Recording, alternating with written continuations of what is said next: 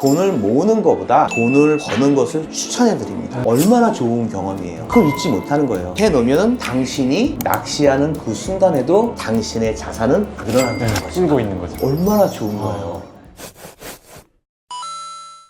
돈을 벌어야 된다, 돈을 모아야 된다. 네. 어떤 다른 점이 있을 것 같아요? 돈을 번다는 거하고 돈을 모은다는 개념하고. 버는 거는 일해서 대가를 받는 거고, 모은다는 거는 자산 관리, 자산을 어떻게 어디다 이제 투자를 해서 불리느냐, 그런 개념일 것 같아요. 저는 이제 두 가지로 봤는데, 돈을 모은다는 개념은 나이가 어느 정도 지나서의 개념일 거예요. 내가 노후를 생각하고 네네. 투자나 과감하다거나 어떤 그런 위험성을 감수하지 않는 개념이 이제 모으다고, 돈을 번다는 개념에는 한 번 망할 수도 있지, 젊은데 네. 뭐 이것도 실패하면 또 일어나면 되지가 네네. 바로 돈을 번다는 개념일 거예요. 저는 개인적인 생각이에요. 네네네. 이거군요. 저는 돈을 모으는 것보다 돈을 버는 것을 추천해 드립니다. 그리고 알뜰한 사람보다 실천을 하는 사람을 네. 저는 더 선호를 합니다. 옛날에 그 주식 잘하시는 외국분 이름 뭐죠? 그? 워런 버핏이요? 워런 버핏. 네네네. 발음 좋아요. 워런 버핏. 첫 번째, 돈은 굴려야 한다.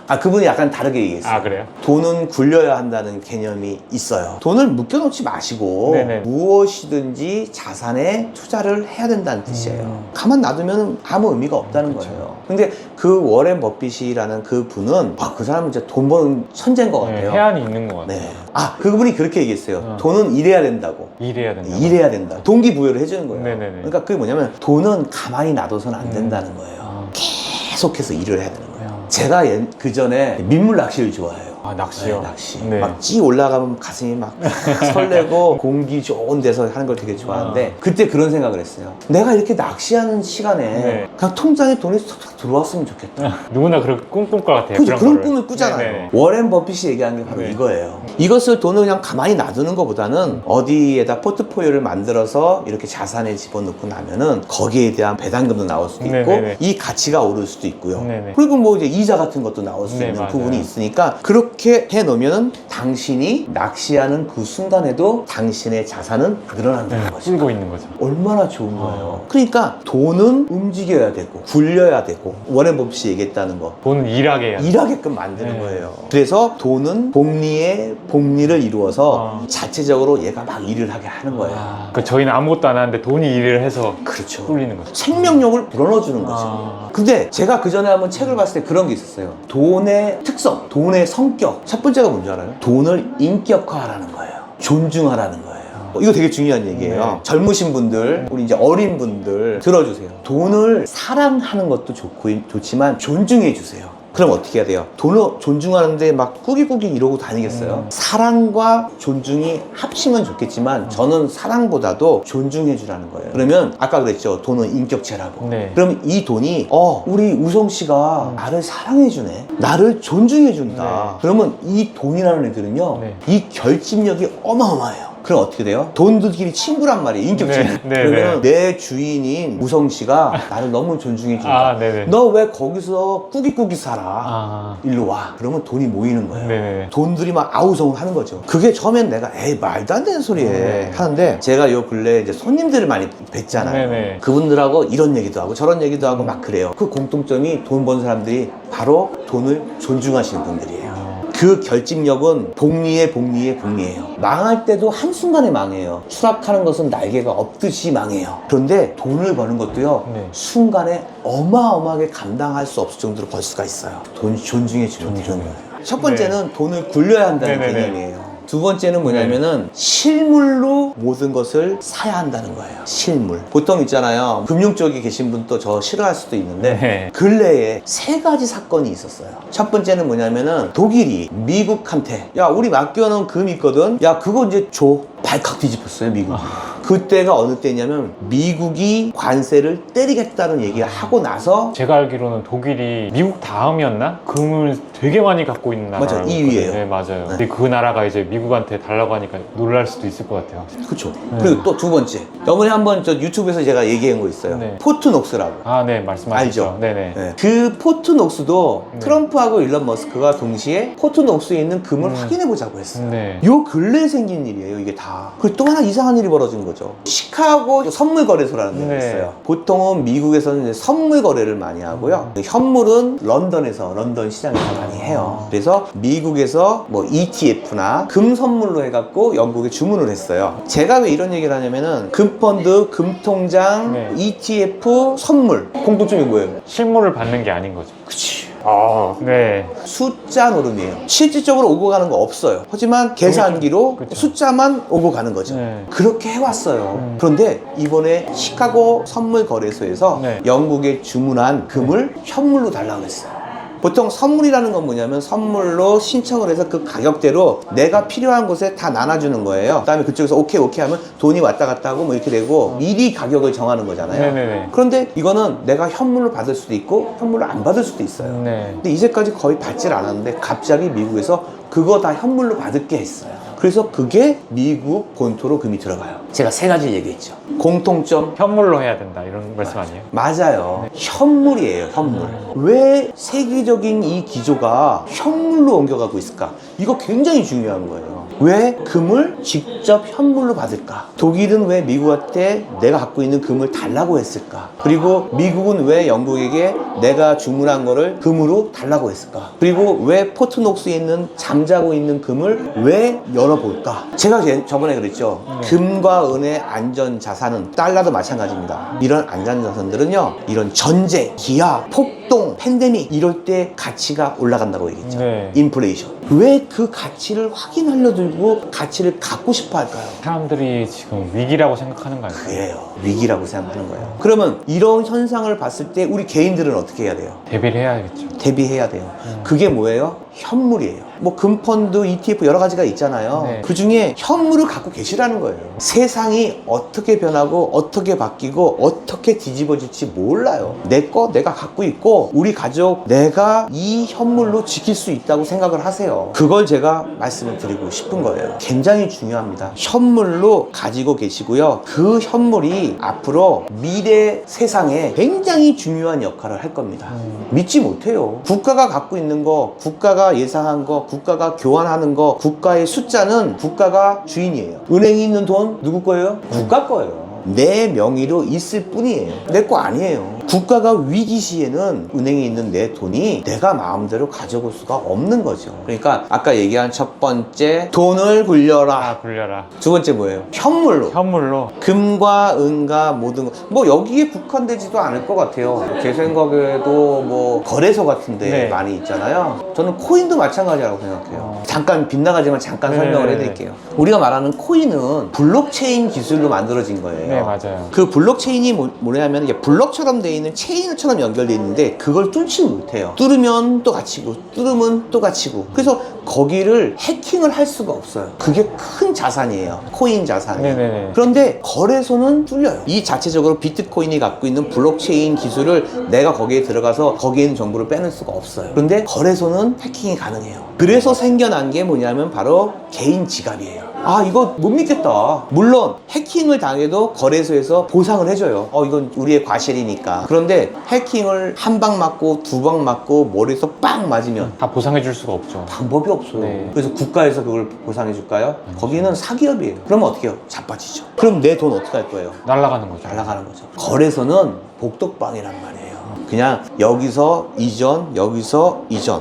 사고, 팔고, 수수료 먹기. 주식도 마찬가지. 주식도 뭐 주식 거래소 왔다 갔다 하는데 어떻게 보면 이 주식이라는 걸 증표를 갖고 있어야 돼요. 제가 이제 말이 좀 헛나가는데 네. 실물금이 그렇게 중요한 거예요. 세계에 돌아가는 걸 보니까 각 나라들도 실물금으로 금을 사고 있잖아요. 중앙은행에서. 국가들도 그렇게 불안해서 그쵸. 실물금 원하는데 특히 트럼프가 이러면 이럴수록요 국가들은 더 이기적이 될 수밖에 없어요. 실리주의는 남에게 피해를 입히지 않는 거예요. 보통 그걸 갖다가 뭐 개인주의라고 하죠. 개인주의는 내가 어떤 이익을 취하면서 다른 데 피해를 입히지 않는 거지만 이기적인 거는 남한테 피해를 입히는 거예요. 근데 세상이 자국 우선주의가 되고 무역과 관세와 물류의 어려움을 겪으면 이기적이 될 수밖에 없어요. 내가 우선이니까. 그렇게 이기적이면 믿을 수 있는 게 점점 줄어들고 결국은 가족밖에 안 남아요. 중요한 얘기죠. 그리고 세 번째가 제일 중요한 거예요. 그게 뭐냐면은 경험을 길러라.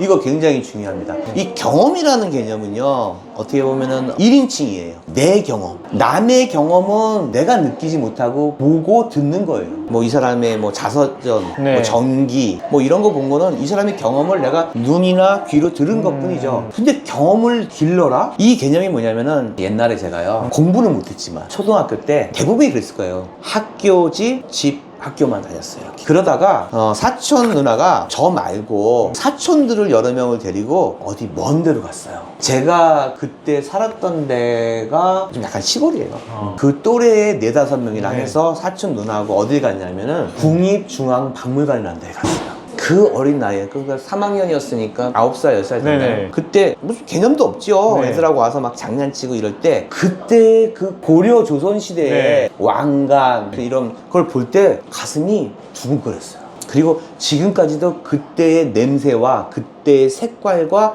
그때의 경험을 잊지 않아요. 그렇게 전시실을 다니면서 봐왔던 그 느낌. 되게 인상적이셨나 보다. 너무 인상적이었죠. 집, 학교만 다니고 그런 으리으리한 곳에 가서 몇백 년 내내 있던 그 유물을 보는 순간에 가슴이 뛰었다니까요. 그리고 뭐 거기 불상 같은 것도 있고, 그쵸. 그림도 있고. 물론 나오면서 애들하고 막 어울리면서 그 누나가 뭐 이랬다 저랬다 하는데 그건 기억이 잘 안 나는데 내 느낌의 어떤 그런 시각적이고 청각적이고 심지어는 후각적인 그런 느낌이 지금 내 나이 때도 남아있어요. 그게 경험이라는 거예요. 사촌 누나가 좋은 경험 만들어주셨네요. 얼마나 좋은 경험이에요. 네. 그걸 잊지 못하는 거예요. 마찬가지로 네. 제가 이제 연세대 교수님을 좀 많이 얘기하는데, 그 연세대 교수님이 저랑 좀 얘기하면서 그런 적이 있는데요. 내 아들이 있어요. 그 아이에게 이만한 돼지 저금통을 선물해 줬어요. 아버지가 얘기를 하죠. 얘야, 너는 이제부터 세뱃돈이나 아니면 용돈 받은 거 있으면 이 돼지에게 계속 먹이를 주렴. 그래서 앞으로 5년이고 10년이 있어서 이 배를 갈라서 저축을 할 거란다. 왜 애들 하면은 그냥 네. 열심히 하잖아요. 네네, 맞아요. 근데 좀 시들었어.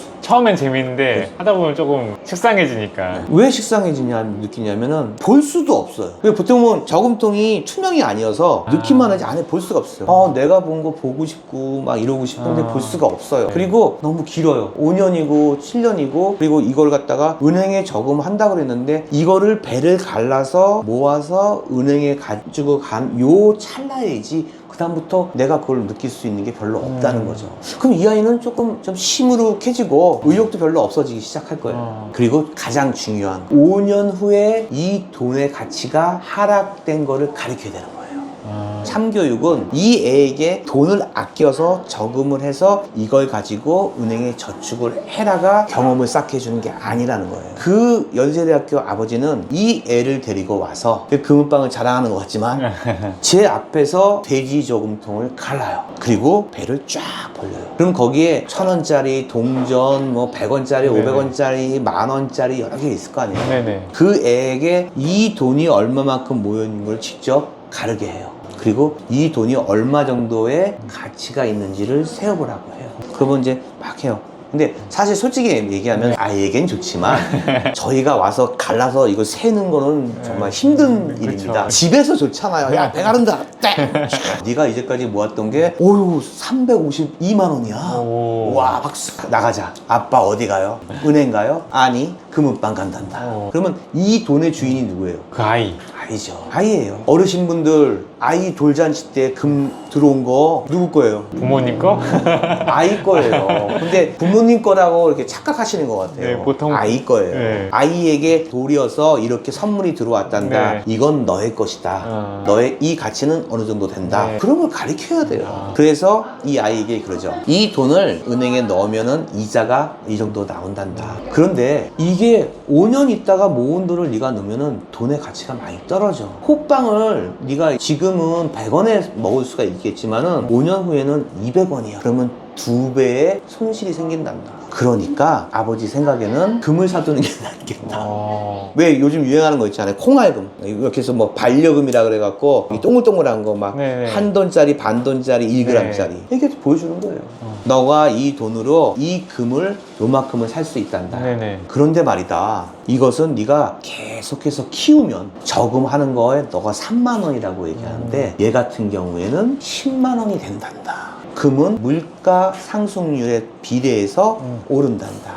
그러니까 이렇게 설명을 해주는 것은 좀 어렵잖아요, 애들한테. 그건 네. 아빠의 소임이에요. 엄마의 소임이에요. 애들한테 쉽게 얘기하는 거는 제가 그것까지는 못하겠는데 네. 뭐 쉽게 얘기를 해주세요. 그래서 경제라는 게 이렇고, 그리고 물가라는 게 이렇고, 그리고 돈의 가치는 이렇고, 돈이 이동함으로 있어서 이 재화의 가치가 올라간다라는 것을 가르쳐야 된다는 거죠. 그리고 금이 좋은 게 성인이 될 때까지 스스로 혼자서 못 팔아요. 그렇죠. 성인이 될 때까지는 혼자 와서 못 파니까 무조건 모아야 되는 거죠. 모아야 되는구나. 그러면 아까 얘기한 복리의 개념으로 금은 이자가 없어요. 가치가 올라가는 거지. 네. 근데 이걸 비교해 보면은 거의 10배 정도 차이 납니다. 그러니까 그 아이한테 왜 막 모자도 씌우고 옷도 입히면서 계속해서 모아나가는 보는 거예요. 오늘은 10개, 3개월 후에는 하나 더 사서 한 개 더 추가해야지. 돈은 있으면 쓰게 되니까. 쓰게 돼요. 내가 500만 원이 있으면 계속 현금을 갖고 있으면 쓰게 된단 말이에요. 갖고 싶은 게 계속 생기니까. 그래요. 애기들 같은 경우에 지금 한 1g 정도 하면 15만 원, 16만 원 정도 할 거예요. 그러면은 그때부터 뭐 한 10살, 13살 그때부터 하나 모아서 그 가치를 인정해 주는데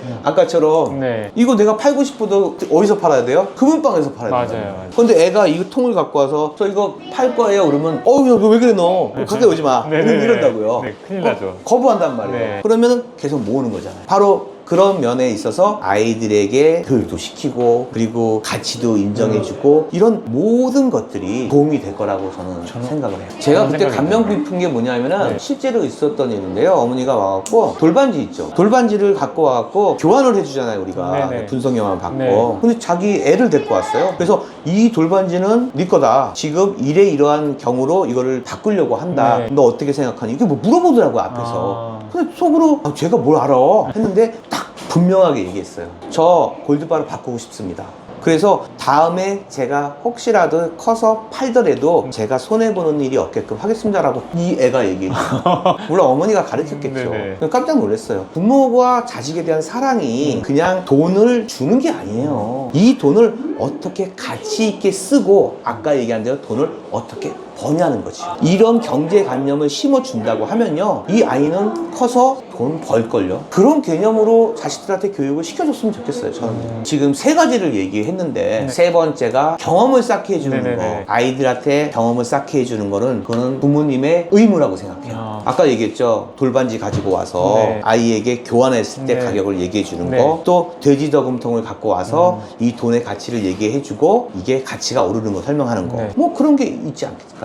저도 그런 경험이 있어요. 손님 중에 한 분이 부모님이 2분 오시고 아이가 3명 같이 오신 거예요. 직접 경험한 거죠? 네네네. 근데 같이 오셨는데 이제 돌반지를 돌잔치 때마다 받은 게 있잖아요. 각자 아이들마다 3명이 각각 따로 모아 오셨더라고요. 골드바로 바꿔 가시겠다고 애들한테 설명을 해주면서 하시는데 각자 이제 바꿔간 만큼 딱딱 나눠주시더라고요. 그래서 애들이 이게 내 거야 하면서 엄청 좋아하더라고요. 그래요. 지금 얘기하는 게 바로 제가 그 얘기예요. 제가 국립중앙박물관에 어렸을 때 갔을 때 네. 그 기억, 그 돼지정통을 갈라서 금을 사는 그 어린아이의 네네. 기억, 그리고 돌반지를 갖고 와서 그걸 금으로 바꿔가는 그 아이의 기억, 네. 그 돌반지의 네. 양만큼 네. 골드바를 받았을 때의 그 기억, 그게 바로 경험이에요. 제가 얘기하고 싶은 게 바로 그거예요. 어린아이였을 때부터 젊은이까지 이런 경험을 살려줘야 되는 거예요. 정말 중요합니다. 결론을 맺겠습니다. 네. 이것은 돈을 버는 경험과 돈을 버는 사고 방식 같은 거를 제가 설명을 했는데요. 첫 번째, 돈을 굴려라. 돈을 굴려라. 첫 번째, 돈을 굴려라. 두 번째 뭐예요?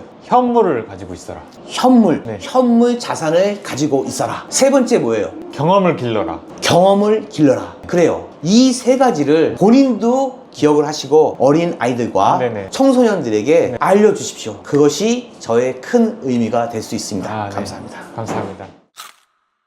이제부터는 우리 자녀, 우성 씨 자녀 없죠? 네, 없습니다. 네. 결혼 아직 안 했습니다. 아직 안 했고 네네. 부러워요.